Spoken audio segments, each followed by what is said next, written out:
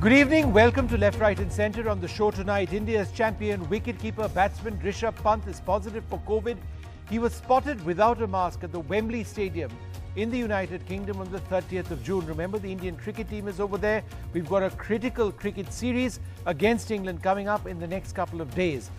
But there's more. A throwdown specialist come masseur of the team has also tested positive. He's been quarantined along with the bowling coach B Arun, Wriddhiman Saha, the reserve wicketkeeper, and Abhimanyu Easwaran, who was a prospective opener. On the show tonight, shouldn't our cricketers have been more careful? Shouldn't the BCCI have been more clear-cut in making it clear, wear a mask and be smart? Also on the show tonight, the CEO of the Niti Aayog, Amitabh Kant, on the significance of the Zomato IPO, how others are to follow. Also his take on whether this is an IT tech bubble growing in isolation to India's mounting economic worries. That exclusive interview later on this program. But first, our top story. India's top cricketer Rishabh Pant is COVID positive, along with the throwdown specialist of the team. Why were they roaming around without a mask? Did that make any sense at all? Well, joining us now, Ashish Ray, one of the world's best cricket commentators, in my opinion, Mihir Bose, John Gloucester and Amrit Mathur. I'd like to thank you all very much for being with us. John, let me come to you first. Biobubbles are a bit of a pain. One can understand if the team has been away in the United Kingdom for a month plus. But does it make sense for any cricketer to actually float around wherever they want without wearing a mask?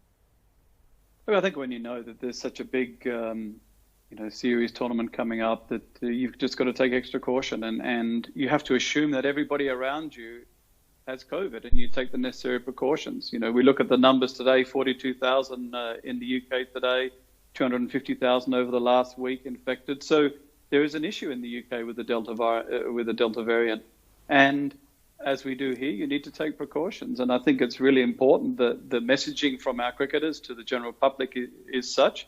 And it's unfortunate. I really hope that, and I'm glad to hear that Rishabh is asymptomatic. I really hope he gets well soon. But it just tells you that no can be too safe. And yes, they've all been vaccinated, but vaccination doesn't protect you entirely from a new infection. So we just need to learn from this and realize that the biobubbles that we create are there for a reason. Yeah. They're there to protect our players and to protect the public. And it's disappointing, but we're all going to learn from this, that's for sure. Let's hope so. Mr. Ray, Rishabh Pant, or for that matter, Ravi Shastri in Wimbledon were doing what thousands around them were doing, floating around without a mask. Technically, were they doing anything wrong? Well, not if you look at the fact that these were open-air events, and therefore, according to COVID rules in Britain, they were permitted to be there without mask. But if you look at Wimbledon, for instance, 14 to 15,000 people in a fairly crowded tennis stadium, and sometimes, although this was not the case when either Ravi Shastri was there or Bumrah was there with his wife, I think that the stadium, that is the center court, was not closed. Mm-hmm. So what that meant was that you were permitted to be there without a mask. But always extra caution is demanded when you are an elite sportsman, because the reason for the Indian team being in Britain, being in England for the test series is that there is an exemption for elite international events, which is what a test series is. And therefore, one has to be extra careful. At the same time, I do have sympathy for the players. They are young people. They have to go out a little, have fun. But unfortunately, we're living in very difficult circumstances when I think caution is the best way forward. Mr. Mathur, what was the BCCI doing to have actually allowed them to go out without wearing masks? Listen, the team was officially on a holiday after the World Test Championship and the coming series with England. And they were following, as Ashish pointed out, whatever are the protocols and the guidance available in England at the moment. In India, you could be fined for not wearing a mask inside your own car, but that's not the case in England. In fact, I don't think anybody wears a mask there except in a tube or maybe in a very crowded mall. So while there is a case that they were perhaps irresponsible, careless, but at the same time, they were going along with what is normal in England at the moment. So, and the BCCI did caution the players, but even after that, some people have been infected. So maybe it's a case of bad luck that, you were infected before a series. But I really don't hold the players responsible for doing something terribly wrong. Mihir Bose, I would, I would humbly disagree with Amrit a little bit. These are our star players. They set a precedent. They set an example. They've had Instagram pictures of them, getting vaccinated. And then you've got all of them floating around in a situation where if they read the newspapers, they would know that the situation in the United Kingdom is dire. So should they not be a little bit more accountable? Not just for themselves, but for the team they float around with? First of all, the situation in the United Kingdom is not dire. This is a gross misrepresentation. I beg your pardon, sir. 40,000 cases a day is not dire. No. The situation on the 19th of July, we are going to get. Well, those are the Prime Minister of the United Kingdom's words. Freedom Day.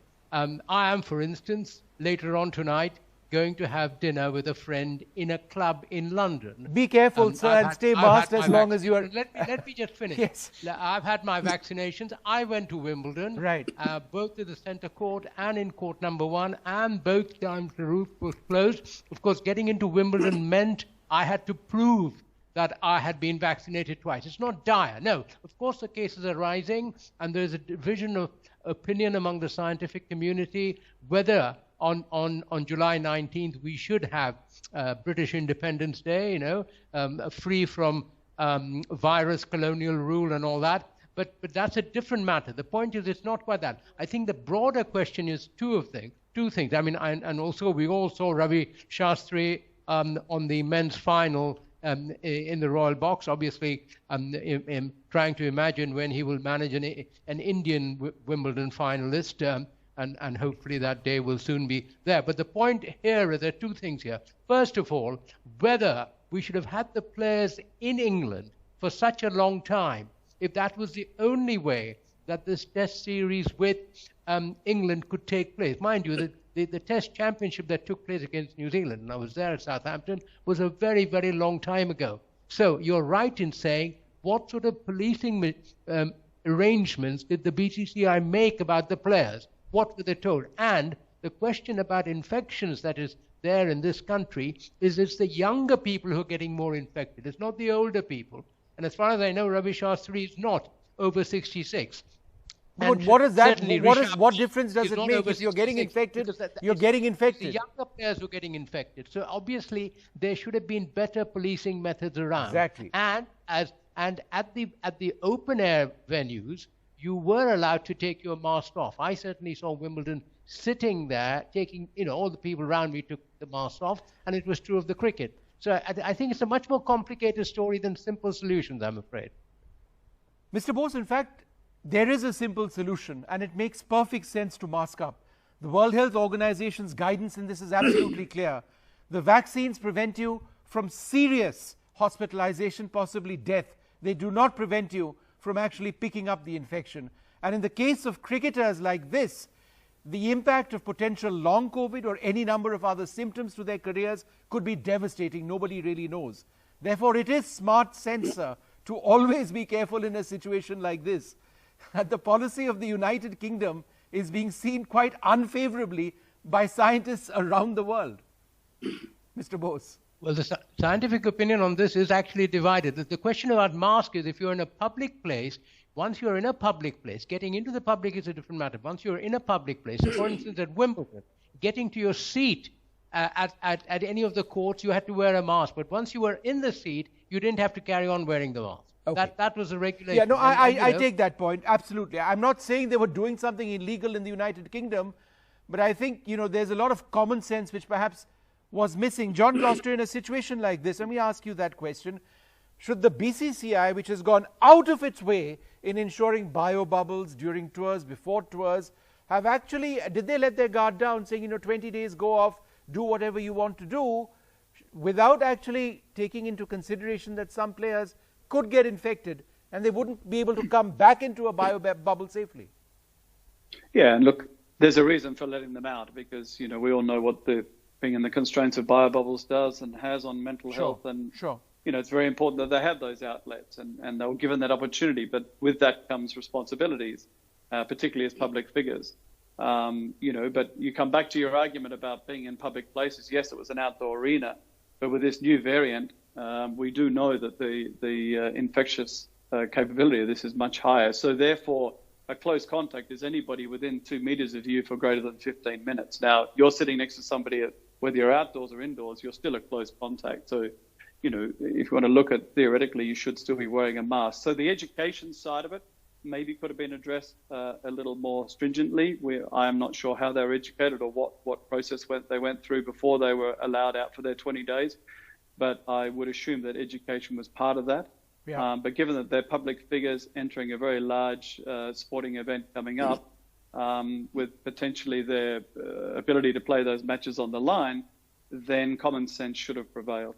In fact, Mr. Ray, what does this mean potentially for India going into the first test? Because you've got your reserve wicketkeeper in quarantine for the moment. One would hope that he's okay. You've got your main wicketkeeper sick. You've got your prospective opener, Easwaran, also quarantined in isolation at this stage. You've got the masseuse who's unwell, or certainly in isolation. So what exactly, where does Team India go into the first test as? I'm not too concerned about Easwaran because he's a reserve player.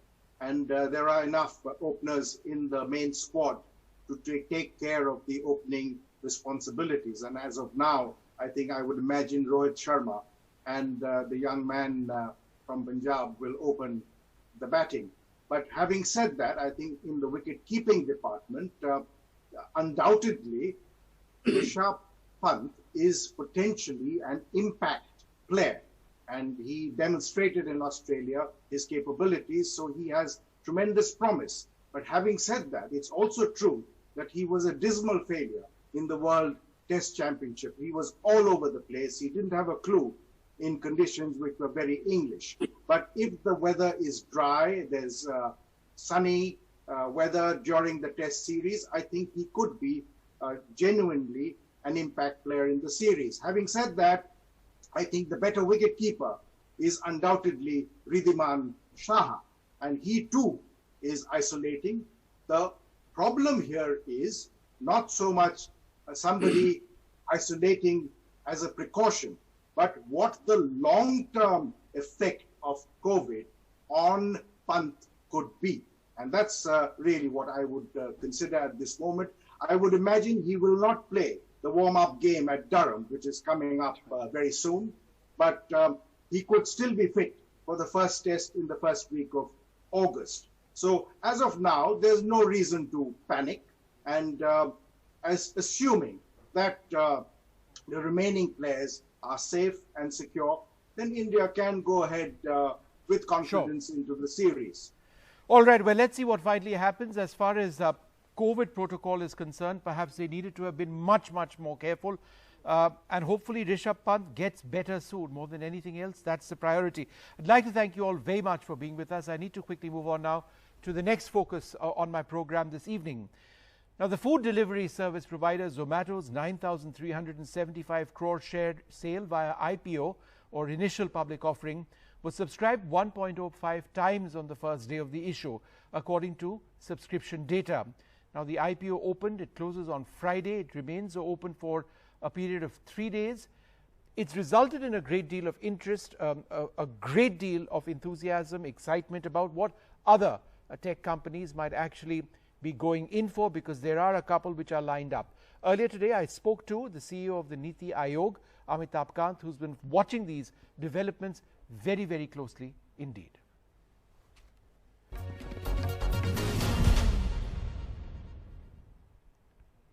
Mr. Kant, my first question to you, there's a lot of enthusiasm about what's happened with Zomato and the IPO. What sort of boost does this give to tech companies, to the tech space in India? Well, a very big one. 2021 has been a record year of unicorns and IPOs. Zomato went public, and they went public with their 9,375 crore IPO. And their growth story has been phenomenal. Starting in 2008 to now, they are now present in 10,000 cities across 24 countries. So their success is truly inspirational. And next to follow will be Paytm, Nykaa, Pepperfry, Flipkart. And I think IPOs will drive our startup revolution. But the important thing is that what we are seeing is that Indian startups are now raising money in Indian markets from Indian public. And what it really truly demonstrates is that this is a very, very unique time to be a startup in India. It demonstrates that we have a very extremely vibrant startup landscape.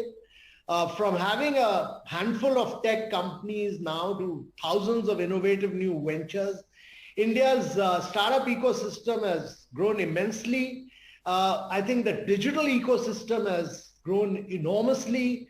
And what we are witnessing today is really a massive opportunity bringing together entrepreneurial prowess and the leveraging of technology in India. And, this vast scale of data and the massive digital footprint which India is creating will lead to technological leapfrogging in the years to come. But tell me this, Zomato has been loss-making. In fact, there was a quote in the Economic Times which says, and it quotes an analyst, and it says, we believe that Zomato is very richly valued at $9 billion, given its status as a company that is yet to make a profit. So the question is Zomato a bit of a bubble in terms of its valuation and the way it's been received? So the valuation, you look at it, is for many, many years, many of these tech startups, for them, acquisition of customers, penetration of markets is critical. We are in a digital world where they are acquiring consumers. Zomato, for instance, has, actually acquired a lot of consumers across over 10,000 cities, across 24 countries. It has a future expansion plan. And therefore, what people are looking at is not losses now, but how it will expand and grow in the future in the coming years. And that's what's happened to many of the digital tech companies, including Amazon and many other companies. Look at even a company like Reliance, a big company like Reliance Jio, and the kind of foreign direct investment that it attracted. People are looking at not now, but what it will do in the future and how it will actually transform the delivery, the food delivery system, how it will transform the digital ecosystem, and how it will become a major restaurant aggregator. They've seen how it has made a massive growth process during the COVID period. Sure. And all this, it is really a story of our food service industry. They're seeing that it's constantly on an upward growth trend. But sir, their revenues were actually down during the COVID period as compared to the year prior to that. It's not as if they've profited during COVID. Everyone got disrupted during the COVID for a while, but people are looking at opportunity for the future, and that's why they're investing. All right. And this is the trend not only in India, this is a trend across the world. People who are putting in money, they're major investors. Actually Zomato raised money prior to their IPO from big investors. They raised about 4,800 crores from major investors one day before they went public. And they know where they'll put their money. They won't put their money if they aren't sure that Zomato is something dramatically big in the years to come. Sure. So let me ask you this. Would you agree that this is an IPO which isn't really there for retail investment, but investors with a much larger appetite for a risk? People, for example, who might have an investment horizon which is long-term in mind? Yeah, both, because the day before they went IPO, they were able to raise resources from some of the biggest investors in the world prior to that, close to about $4,800 crores. And then they raised over 9,700 crores in the next next day through an IPO. And therefore, what it demonstrates is that their ability to get established investors into it. And that's a big one. That's a big one. Okay. So at the same time, I mean, we're talking about this particular space with tech startups, but at the same time, our economy has been faltering. There's sluggish growth, rising unemployment. Analysts are worried about, a stock market bubble that could be bolstered by, these high-value tech companies now going public. So again, is it a bit of a bubble outside the reality of our economy? For example, inflation and the other factors which affect so many more and is a reality in our economy right now. Yeah, so Vishnu, on this inflation front, let me first put this into a perspective that my view is that inflation right now is on account of severe global scenarios. It's because of pulses, it's because of a few items where there is a shortage of global supplies, and that has had an implication on India. I'm quite sure that inflation will come down. Several measures have already been taken by the government of India to ensure adequate supply of oil and pulses, and therefore inflation will come down. And I'm quite sure that as far as many of the indicators, including, FDI inflows is concerned, that remains at record level. We are heading for a high-digit growth this year, and I'm quite sure that as the COVID kind of mellows down in the country, we will continue to grow and expand in the days to come. So just, on fuel, I understand that fuel prices are regulated by the market. That's obviously a big factor now in defining where we are economically. I understand that fuel prices are regulated by the market. It's not regulated by the government for the last many years.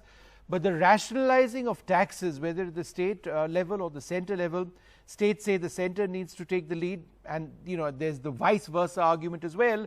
Do you not believe that the tax structure on essential fuels must be rationalized? If we are talking about the broader economy at this stage, that needs to be fixed. Otherwise, input costs go haywire elsewhere. There's a dilemma before the governments.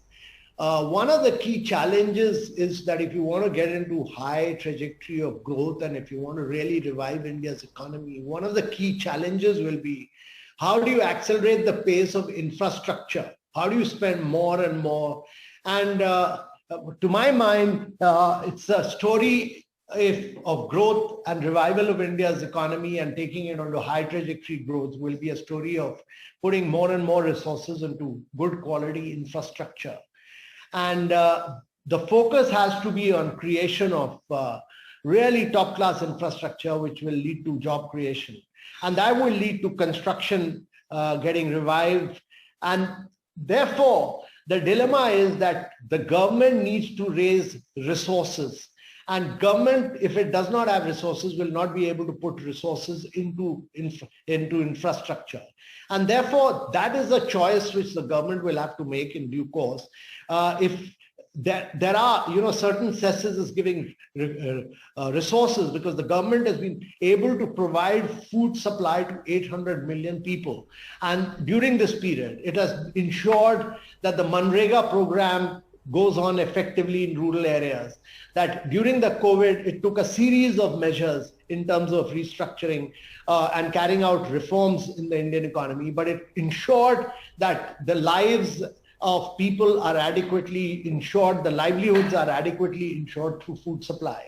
But now, as you get into reviving India's economy, top-class creation of infrastructure will be critical. The government will need resources. If it does not do that, it raises money from the market. And once it raises money from the market, it crowds out private investment. And you need private investments also in the Indian economy. Okay. And therefore, I think there is a choice to be made right now. And therefore, the government is focusing more on infrastructure creation. But, all of these economic revival plans you speak about is ultimately linked at this stage to India defeating COVID. And that is closely linked to our vaccination policy and the availability of vaccines. How closely are all of these plans that you're talking about, the big infra spend, or any forecast that you have of the state of the economy linked with India successfully vaccinating all adults by the end of the year? So the Prime Minister's gone on record. You've had Dr. Paul saying that we'll have adequate vaccination by the end of the year, by December. He's given the figures. We are quite confident that given the existing supply of vaccines through both Covishield and Covaxin, and also with Zydus Cadila coming in, and also the manufacturing of Johnson & Johnson and other vaccines by eBiological, etc., we'll have adequate supply to ensure that there may be some imbalance in this month of July, but August onwards, there'll be adequate ramping up. And by December, we'll be able to ensure full vaccination. By December on, Sure, we'll be able to ensure full vaccination to the people of India. well, let's hope that that comes true, and let's hope that states get the doses they say they're not getting at the moment. Supply is one thing, getting it to states is so important. But thank you so much, sir, for joining us, sharing your views on this very impressive and interesting IPO space as far as Zomato and other tech companies are concerned. We'll take a short break.